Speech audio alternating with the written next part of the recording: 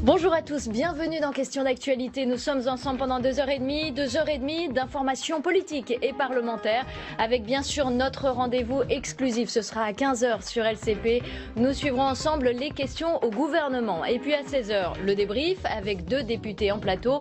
Nous reviendrons alors sur les temps forts de la séance. Et puis tout au long de cette émission, pour ne rien manquer de ce qui se passe à l'Assemblée, notre dispositif avec Elsa Mondingava qui se trouve salle des 4 colonnes pour toutes les réactions politiques. Bonjour Elsa. Valérie Brochard qui se trouve également à l'Assemblée pour d'autres entretiens exclusifs. Bonjour Valérie. Et enfin Daniel Sportiello depuis les tribunes. Bonjour Daniel. Quel est votre invité aujourd'hui? Bonjour Brigitte. Eh bien ce sera Barbara Pompili qui est députée de la Somme et présidente de la Commission du développement durable. On vous retrouve à 14h50 Daniel. À tout à l'heure. Au sommaire de l'actualité aujourd'hui, 24 membres du gouvernement plus le Premier ministre à la réunion du groupe majoritaire ce matin à l'Assemblée.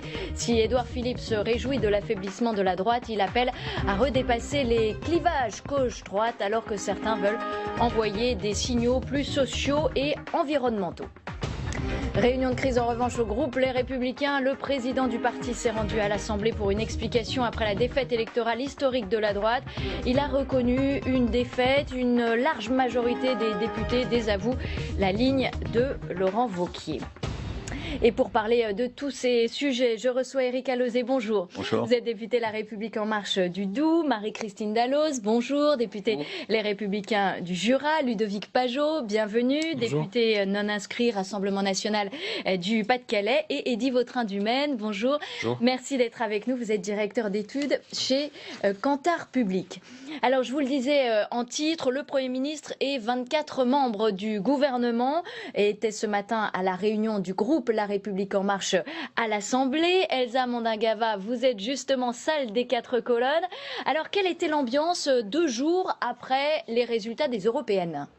Eh bien, vous l'avez dit, Brigitte, une réunion de groupe particulière puisque presque la totalité du gouvernement était présente. Des ministres qui sont venus donc en bloc, en nombre, pour montrer qu'il s'agissait d'ouvrir l'acte 2 du quinquennat. Il y avait évidemment le Premier ministre, Édouard Philippe, qui n'a pas parlé évidemment de victoire après la 2e place de la liste Renaissance aux élections européennes, mais qui a constaté que le résultat appelait à continuer, à accélérer les réformes. Pas de changement de cap donc. Édouard Philippe qui a également ironisé sur la défaite cuisante de son ancienne famille politique dimanche dernier et a appelé à continuer à dépasser les clivages droite-gauche. Le président de l'Assemblée nationale, Richard Ferrand, est allé dans son sens en rappelant que l'ADN d'En Marche, c'était le fameux « en même temps ». Oui, mais voilà, certains députés ont souligné que si la liste Renaissance avait fait le plein à droite, eh bien, il manquait des voix à gauche. Beaucoup d'anciens électeurs d'Emmanuel Macron ont préféré voter pour la liste de l'écologiste Yannick Jadot ou la liste PS Place Publique de Raphaël Glucksmann. Il faut donc s'intéresser davantage à cet électorat. Ils ne veulent pas réhabiliter le clivage droite-gauche, C'est pour ça qu'ils ne sont pas forcément à l'aise, ces députés, avec le terme de rééquilibrage à gauche. Il faut conserver cet électorat de droite qu'on a réussi à conquérir, mais lancer aussi des signaux envers l'électorat de gauche, accélérer sur les réformes sociétales et environnementales notamment. Ces députés qui pensent peut-être s'organiser au fil des prochains jours pour essayer de peser davantage sur les textes de loi à venir. Merci Elsa Mondingava pour toutes ces précisions. Éric Alauzet, vous nous confirmez, le Premier ministre, 24 membres du gouvernement ce matin à la réunion du groupe. Le Premier ministre qui se serait réjoui finalement que la droite soit affaiblie après cette élection européenne ? Je n'ai pas assisté à la totalité de la séquence, donc je ne peux pas parler de ces derniers propos. Dans ce que j'ai entendu, j'ai rien entendu de tel. Voilà, bon. C'était un peu l'objectif, en fait. Emmanuel Macron a siphonné la gauche et il siphonne la droite. Mais je n'ai pas entendu d'actes méprisants ou moqueurs à l'excès, comme ça vient d'être dit. Mais c'est la stratégie, finalement. Plus de clivage gauche-droite. C'est autre chose. On affaiblit à gauche en 2017, on affaiblit à droite après. Non, le but, ce n'est pas d'affaiblir. Le but, il est de répondre aux préoccupations des Français. Et c'est vrai qu'il y avait ce matin un débat particulier autour de la question écologique et la question de la justice sociale, effectivement. Et là, vous le traduirez, vous, et on peut le traduire en termes de réponse à l'électorat de gauche. Mais le but, c'est de répondre aux attentes des Français et aux attentes de la société. C'est ça qui doit être la boussole. On va écouter ce qu'a dit ce matin Jean-Yves Le Drian, le ministre des Affaires étrangères. Lui, il dit qu'il faut être attentif à ces voix de gauche, justement. Je pense que cette sensibilité de gauche-là ne s'est pas suffisamment exprimée et qu'il y a aujourd'hui beaucoup d'attentes à cet égard. Il faut donc constituer cette sensibilité, faire entendre sa culture, ses intentions, ses propositions dans l'ensemble de la force démocrate en constitution qui soutient Emmanuel Macron. Et c'est vrai que ce matin, Aurélien Taché, qui est dans la majorité, a dit qu'il fallait envoyer des signaux à gauche. Est-ce que vous partagez cette idée-là? Vous avez, depuis le début du quinquennat, envoyé trop de signaux à droite? C'est vrai que la question des libertés, d'une manière générale, la liberté d'entreprendre, ont été prééminentes et que les questions plus de justice sociale peuvent apparaître moins bien traitées. Et donc c'est dans ces termes-là qu'il faut répondre. Plus que droite et de gauche, même si ce sont des axes prioritaires de la gauche, mais l'écologie, la justice sociale, c'est cette attente-là qui est très forte dans notre société, très ouverte, où tout se voit maintenant, et donc où les injustices, quand les personnes sont en difficulté, sont moins bien vécues, et où les gens sont inquiets de leur avenir et de l'avenir de leurs enfants, notamment sur la question des ressources et de la question écologique et du climat. Donc c'est à ces questions-là précisément qu'il faut répondre. Après la gauche en 2017, la droite, c'est à votre tour, Marie-Christine Dalloz, d'être victime de cette vague en marche. Alors, je ne suis pas convaincue, contrairement aux journalistes, qu'on ait vraiment assisté à une vague en marche. Quand vous regardez bien... Plus largement, depuis le début du quinquennat, cet essor du centre, il y a le socle de l'élection présidentielle. Aujourd'hui, dans l'élection, la dernière élection européenne, est-ce que le socle a évolué? Non. Si on regarde bien, il n'y a pas de progression du socle des électeurs d'Emmanuel Macron. La réalité, elle est quand même là. Et puis moi, je voudrais rappeler que là, ça fait 3 mois que l'ensemble du gouvernement, que le chef du gouvernement, le Premier ministre, ont fait campagne pour l'élection européenne. On a même vu M. Blanquer faire du phoning pour les élections européennes. Enfin, c'est inédit, jamais vu. On a vu le président de la République s'engager. On a vu jeudi le lancement du comité de défense écologique. Mais Nicolas Sarkozy s'était engagé aussi. C'était un pas dans les mêmes proportions. De droite. Non. Il avait fait un meeting. Il est resté le président de tous les Français. Là, M. Macron était le président du groupe En Marche. Et c'est ça la grande nuance. Mais plus généralement, sur le fond maintenant, ça c'était la forme. Sur le fond, le constat que je fais, c'est que M. Macron s'est battu en 2017 en disant plus de droite, plus de gauche. Donc il a fait une politique plutôt très à droite. Là, il est en train de faire une politique qui va la rediriger vers la gauche. Ça, c'est une réalité. Donc il admet bien qu'il y a une droite et une gauche en France, même s'il veut faire du en même temps. Mais la réalité, moi je crois qu'aujourd'hui, les médias ne le disent pas, mais il y a une crise démocratique en France. La crise démocratique, elle est où? Elle est, aujourd'hui, on nous a laissé le choix entre les populistes, voilà, et les progressistes. Et pourtant, il y avait 34 listes, donc il y avait une offre pléthorique. Mais il y a une offre pléthorique, sauf que le président de la République, dès le départ, a dit « Mon combat, c'est les populistes, c'est Marine Le Pen, et je suis le représentant des progressistes. » Et Marine Le Pen a fait un combat en disant « C'est Emmanuel Macron ou moi ».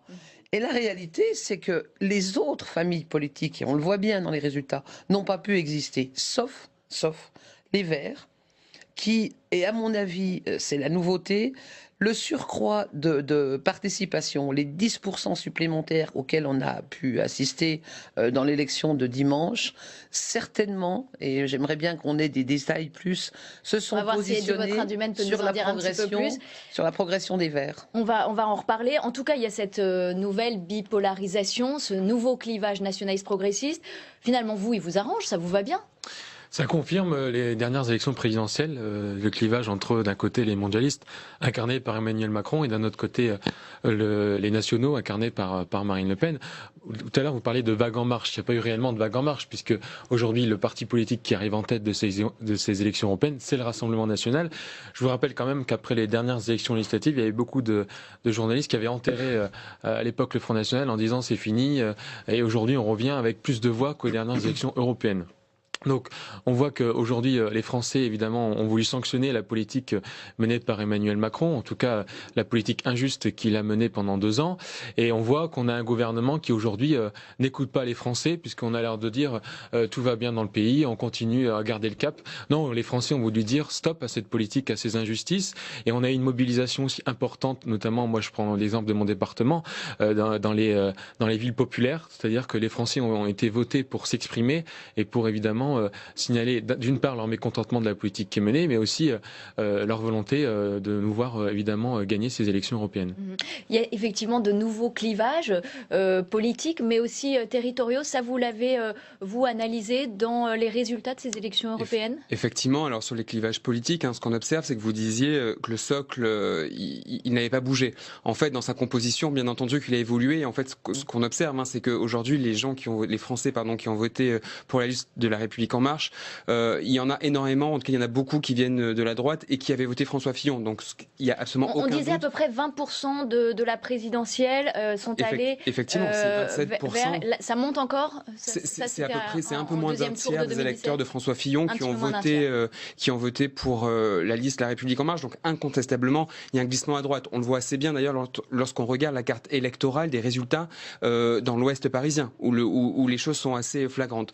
Deuxièmement, et c'est très important ce que vous dites, c'est que au-delà de la composition des gens qui ont voté, au-delà de leur parcours politique, on a encore une fois, on l'avait déjà observé en 2014, c'est confirmé cette année, une mobilisation des catégories populaires. C'était Marine Le Pen qui avait réussi lors des précédentes européennes à mobiliser cette cible. C'est généralement un électorat qui se déplace peu pour ces élections-là. Notamment pour les européennes. Et encore, c'était l'une des interrogations de ce scrutin. Et ça a été le cas, visiblement, et en faveur essentiellement de Marine Le Pen, ou plutôt du Rassemblement national cette année encore.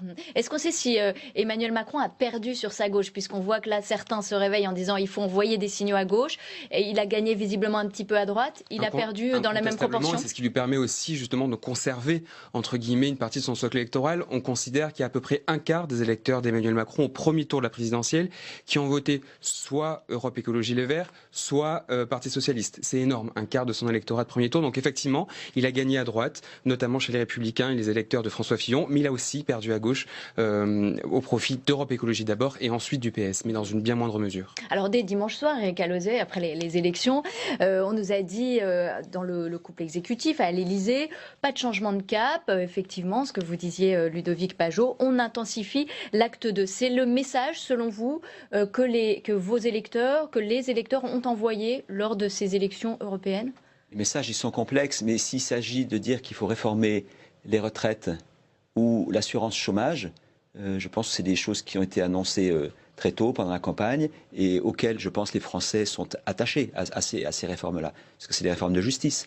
Un point de retraite équivalent pour chacun, c'est une réforme de justice sociale auquel les Français aspirent. Donc c'est une réponse très positive à l'attente des Français que vous venez d'exprimer, de plus de justice. Donc il faut regarder réforme par réforme si elles sont en ligne avec cette idée de justice. Et on a une réforme bientôt sur l'énergie, la transition énergétique. Bon, c'est une réforme qui correspond à l'aspiration des Français, clairement, massivement exprimée, notamment par les jeunes qui se sont mobilisés dans les dernières heures. Et c'est ce qui a fait monter effectivement le score d'Europe Écologie des Verts, plus en faveur de ce parti que d'autres. Mais ça correspond aussi à une aspiration. C'est une affaire de justice aussi vis-à-vis des générations futures. Donc on est au cœur, avec des réformes telles que celle-là, de justice. Il y a des réformes qui sont sans doute plus contestables, qu'on pourrait discuter, mais ne serait-ce que ces deux-là, la réforme des retraites, la réforme sur l'avenir énergétique, sont des réformes de justice sociale et d'écologie. Vous aussi, à droite, vous attendez la poursuite des réformes, et notamment ces deux grandes réformes importantes. Il y en a d'autres, bien sûr, l'assurance chômage, on peut en parler, mais... Non, mais on va voir ce que propose le gouvernement. Nous, ce qu'on veut faire aujourd'hui, c'est refonder notre famille politique sur des grands principes. Et effectivement, la justice sociale, qui n'est pas l'apanage ni de la gauche, ni du parti d'En Marche, on veut travailler sur... Est-ce qu'il n'y a pas suffisamment de justice sociale depuis le début du quinquennat ?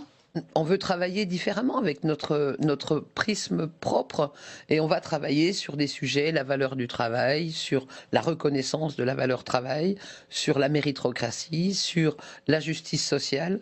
Ce sont des marqueurs qui vont nous imprégner dans la refonte de notre prisme et de notre mouvement, avec une concertation relativement large de l'ensemble de notre famille politique. Ça a été les décisions du bureau politique, les précisions qui ont été apportées hier soir.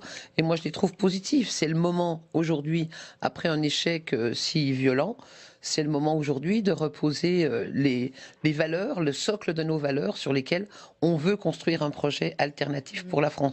Parce que je ne peux pas me résoudre à admettre qu'aujourd'hui, il n'y ait que deux voies en France. Le président de la République a voulu combattre le bipartisme, et il est en train de le réinstaurer sous sa forme à lui. Et moi, je pense qu'aujourd'hui, il y a des voix multiples et qu'on ne les entendra plus si effectivement il n'y a plus que les populistes et les progressistes. Ludovic Pajot, vous avez appelé à une dissolution après les résultats des élections européennes. Est-ce que vous voulez accéder au pouvoir? Est-ce que vous voulez que Marine Le Pen soit Première ministre? Est-ce que vous souhaitez qu'il y ait cette inflexion sociale et puisque vous avez l'électorat populaire, c'est dans votre projet, ça? En tout cas, évidemment, la politique qui est menée par le gouvernement aujourd'hui ne répond pas aux attentes des Français. J'entends notre collègue de La République En Marche nous parler de justice sociale. Mais depuis le début du quinquennat, il y a eu 4 milliards d'euros de cadeaux fiscaux aux plus riches. D'un autre côté, il y a eu des augmentations de CSG pour les retraités, la désindexation des pensions de retraite, la baisse des APL. Puis moi, j'ai vu ce week-end pas mal de monde dans ma circonscription. Les gens, qu'est-ce qu'ils m'ont dit? Ils m'ont dit, on peut plus aujourd'hui mettre de l'essence dans notre voiture. Parce que tout ça pour l'essentiel. Oui, mais en tout cas, on voit une augmentation des prix des carburants et l'État aujourd'hui n'agit pas face à ces augmentations. Et on a aussi dans les zones rurales des désertifications. Le président de la République nous a annoncé pas de fermeture d'écoles, on a des fermetures de classes, pas de fermeture d'hôpitaux, on a des fermetures de services dans des hôpitaux dans les zones rurales. Donc il y a évidemment beaucoup d'inquiétudes de la part de nos compatriotes face à cette injustice. Et on a aujourd'hui un gouvernement qui justement ne répond pas à ces injustices. Et en tout cas, on verra la réforme des retraites, mais on a quand même beaucoup d'inquiétudes sur ce sujet. Je vais aussi répondre à ma collègue des Républicains. Le problème des Républicains aussi, c'est qu'il s'est coupé de l'électorat populaire. Moi, je vois chez moi dans ma ville, les Républicains sont à 3%. Donc, il y a une déconnexion aussi entre le parti de M. Wauquiez et l'électorat populaire, et ce qui a des conséquences sur les résultats des élections européennes. Oui, effectivement, ils ne sont pas tous partis en marche, nos électeurs. Une partie de nos électeurs a aussi rejoint le Rassemblement national. Comme une partie des électeurs de gauche à une époque on n'est pas propriétaire de nos électeurs non plus. Hein, bien sûr. Le choix quand même. C'est évident. C'est bien ça. Le problème. Et dit votre non, c'est pas un problème, c'est une réalité démocratique. Et dit votre Indumène, est-ce qu'il y a une demande de plus de social dans le pays, de plus de justice sociale? On sort d'une crise majeure, cette crise des Gilets jaunes. Est-ce que vous avez ressenti ça? Effectivement, et je pense qu'il y a quelques chiffres qui permettent d'illustrer cette préoccupation qui est extrêmement importante pour les Français. C'est qu'aujourd'hui, il y a plus des 3 quarts des Français qui considèrent que la société française elle est inégalitaire. Donc effectivement, la question des inégalités, notamment pour ceux qui travaillent, elle est capitale. Ensuite, lorsqu'on leur demande justement quels étaient les sujets de préoccupation, quels les animer entre guillemets pour ce scrutin européen, ils nous parlent du pouvoir d'achat. Encore une fois, ça fait écho à cette question des inégalités et ils nous parlent aussi de l'immigration. Donc oui, il y a une très forte demande, il y a une très forte inquiétude sur le fait qu'aujourd'hui, travailler ne suffit plus à être protégé. Ça se retranscrit aussi lorsqu'on mène des enquêtes qualitatives cette fois-ci sur l'attachement au service public, avec le sentiment qu'avant, en tout cas, les services publics permettaient de corriger un certain nombre d'inégalités et qu'aujourd'hui, les Français, ils ont le sentiment que ces services publics-là, ils sont de plus en plus décousus, de moins en moins efficients et que de fait, ça peut, eux, individuellement, les mettre en danger, en tout cas les mettre face à des nouvelles situations de pauvreté ou de précarité. Alors plus de social, il y aura ces projets de loi dont vous avez parlé, plus d'écologie aussi, quand on voit le score des Verts, ils sont arrivés 3e, reléguant les Républicains à la 4e place. Est-ce que ça veut quand même dire, vous n'en faites pas assez, vous, pour l'écologie? Si vous voulez, au royaume des aveugles, les borgnes sont rois, dit-on. Et c'est vrai que l'Europe, dans le monde, est plus en avance que les autres continents. Et la France, en Europe, est parmi les pays les plus en avance également. Mais aussi bon soit-il, même la Suède, qui est une référence, on est tous très très loin du compte. Donc, on a beau prendre un certain nombre de mesures, qui ne sont pas des mesures radicales, avouons-le bien, elles vont dans le bon sens, mais ce dont on a besoin aujourd'hui, si vraiment on veut relever le défi et du climat et de l'effondrement de la biodiversité, c'est massif. C'est massif, mais on ne se rend pas compte de ce que ça va engendrer comme modification dans nos modes de vie. On a perdu du temps façon d'habiter. Depuis 40 ans, on a perdu, pas depuis 2 ans, depuis 40 ans. Et pas qu'en France, partout. Ce qu'il faut bien comprendre, ce n'est pas un pays qui est en cause, ce n'est pas un gouvernement ou une sensibilité politique. Si on veut réussir la transition écologique, c'est tout le monde, toute la société, tous les acteurs, tous les pays. Même si la France en avait Superman à la tête de l'État français, qu'il fasse tout seul, ce serait 1% du défi mondial. Tous les pays, tous les partis, en tout cas, on en parlait dans cette élection. Marie-Christine Dalloz, est-ce que vous en faites assez pour l'écologie? On a l'impression qu'à droite, il n'y a plus de grandes figures qui incarnent l'écologie. Je vois à qui vous faites référence dans le passé pour incarner l'écologie. Non, effectivement, c'est certainement un prisme que nous avons occulté parce que le devant de la scène est tellement pris par, à la fois, ça a été pris longtemps par le Parti socialiste. Aujourd'hui, c'est un peu la République en marche. Beaucoup maintenant les Verts, puisque Europe Écologie Les Verts vient de refaire, c'est la renaissance de l'écologie au sens d'un parti politique. Donc la réalité, c'est qu'effectivement, nous sommes certainement, parce que nous étions plus sur des questions de pouvoir d'achat que sur des questions d'écologie. Or, quand on regarde bien ce qu'a mis en place ce gouvernement récemment, depuis 2 ans, c'est effectivement des taxes contraignantes par rapport... Au mandat précédent, déjà. Non, mais l'augmentation de la TICPE, je suis désolé, c'était vous. Non. Et ça a généré 2014, le mouvement des Gilets jaunes qu'on a connu, la progression de ces dernières années de la TICPE, depuis le budget de l'année dernière et celui de cette année, c'était bien la marque d'En Marche.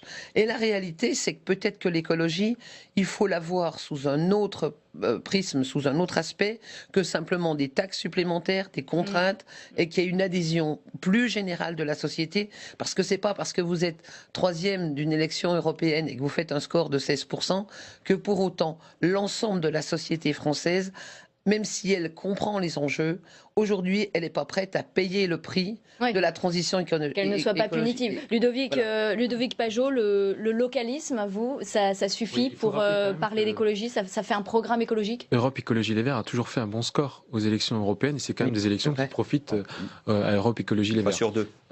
Je voulais vous dire, c'est un thème évidemment important, l'écologie, mais ça doit dépasser les clivages politiques.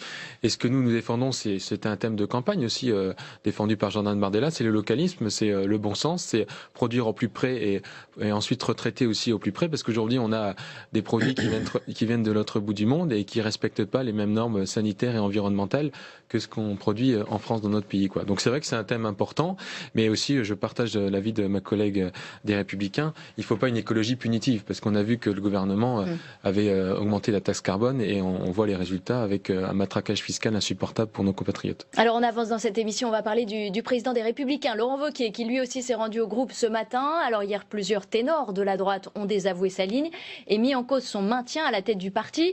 Marie Labatte, vous êtes à l'Assemblée, salle des 4 colonnes. Comment s'est passée l'explication de texte avec les députés ? C'est la pire défaite de l'histoire de la droite. Le parti est en voie de PSisation. Les Républicains ne représentent plus rien. Voilà ce qu'on a pu entendre dans les couloirs de l'Assemblée nationale ce matin. Les députés, les Républicains sont unanimes. Voilà pour le constat. Mais alors que faut-il faire pour remettre le parti sur pied ? Eh bien, c'est là que les choses se compliquent, car chacun y va de sa petite idée. Pour preuve, l'ambiance à la réunion de groupe de ce matin en présence, vous l'avez dit, de Laurent Wauquiez, n'était pas à la confrontation, mais plutôt au silence poli. Personne n'a osé réclamer sa tête et pour cause. Un député nous confiait tout à l'heure que Laurent Wauquiez préférerait relancer la guerre des droites plutôt que de renoncer à son poste. En sous-main, certains en tirent donc une conclusion radicale. Ils envisagent de quitter le groupe LR à l'Assemblée nationale pour en créer un autre et ainsi envoyer un signal fort à la tête du parti. D'autres pensent que la reconstruction passera forcément par la nouvelle génération. 6 députés ont donc lancé un collectif de réflexion. Enfin, certains avancent l'idée d'une direction collégiale pour les LR, mais aucun nom n'émerge réellement pour l'instant. Merci Marie Labatte pour toutes ces précisions. Marie-Christine Dalloz, défaite historique, j'en prends toute ma part, a dit Laurent Wauquiez. Est-ce qu'il doit quitter le parti ? Alors, la défaite, elle est effectivement historique, mais la défaite, elle est collective. Chacun a sa part. J'ai assisté hier soir pendant 2h15 et la totalité du bureau politique qui s'est passé de façon très, respectueuse. Avec des prises de parole assez claires quand même. Des prises de parole claires, mais tout le monde a pu s'exprimer tel qu'il le souhaitait et des réponses ont été apportées. La conclusion, c'est que effectivement, on assiste à une défaite historique, mais qu'on a une volonté farouche de reconstruire, de travailler différemment, ça c'est clair. Tous les sujets seront mis sur la table. Je crois que ça a été annoncé. Mais moi, je voudrais rappeler... C'est pas un problème de ligne, en fait. Parce que derrière Laurent Wauquiez, il y a une ligne droitière qui n'est pas partagée par tous. Je voudrais juste rappeler une chose. C'est qu'un mouvement politique, d'abord, il se doit d'être démocratique. Que Laurent Wauquiez a été élu par l'ensemble de notre famille politique. Nous, on ne désigne pas, c'est pas la République en marche, et nous, on ne désigne pas quelqu'un en lui disant « tu vas prendre le parti maintenant ». Il a été élu par l'ensemble de nos adhérents. Maintenant, aujourd'hui, en pleine crise, est-ce que c'est le moment de couper des têtes? Moi, je suis intimement persuadée, et ça a été... quand j'entends le commentaire, je suis choquée. J'étais à la réunion, donc, bureau politique 2h15 hier soir, 1h30 de réunion ce matin du groupe LR. Jamais je n'ai entendu les journalistes soit s'inventent des choses, soit ils ont de mauvaises sources. Mais il y a beaucoup de députés qui parlent en dehors de cette réunion aux journalistes, et voilà ce qu'ils nous disent. On est d'accord, ils ont de mauvaises sources parce que les députés qui se sont exprimés devant votre collègue journaliste... Est-ce que vous êtes garante vraiment de la parole et est-ce que vous pensez que votre opinion, elle est partagée par l'ensemble du groupe Les Républicains? Tous ceux qui ont voulu s'exprimer ce matin ont pu le faire. Très sincèrement, très simplement, avec beaucoup de sincérité.